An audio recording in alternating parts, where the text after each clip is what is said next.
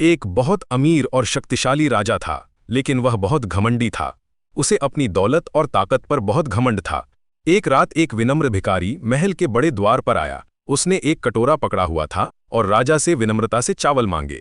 राजा ने घमंड से हंसते हुए कहा, बस एक कटोरी, मेरे कुत्ते इससे ज्यादा खाते हैं। उसने भिखारी को चावल की एक बड़ी बोरी दी, लेकिन उसकी आंखों में घमंड साफ दिख रहा था। अगली सुबह महल में हड़कंप मच गया। गांव वाले और पहरेदार चिल्ला रहे थे।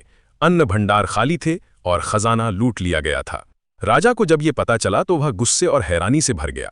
मेरा खजाना, मेरा अन्न, ये कैसे हो सकता है? वह चिल्लाया। तभी महल के हॉल में एक सुनहरी रोशनी चमकी। उस रोशनी में एक दिव्य आकृति प्रकट हुई। वह भगवान विष्णु थे और उनका चेहरा शांत लेकिन शक्तिशाली था। राजा ने विष्णु को देखते ही पहचान लिया। उसका घमंड चूर चूर हो गया। उसका मुकुट सिर से गिर गया और वह घुटनों के बल बैठ गया, हाथ जोड़कर कांप रहा था। विष्णु ने गंभीर आवाज में कहा, जब दान घमंड से दिया जाता है तो वह दान नहीं, अपमान होता है। सच्ची उदारता विनम्रता में होती है। राजा ने रोते हुए कहा, हे प्रभु, मुझे क्षमा करें। मैंने अपनी दौलत के घमंड में एक विनम्र आत्मा का अपमान किया। मैंने अपना सबक सीख लिया है। उस दिन के बाद राजा बदल गया। उसने अपना घमंड त्याग दिया और दया और सम्मान के साथ शासन करने लगा।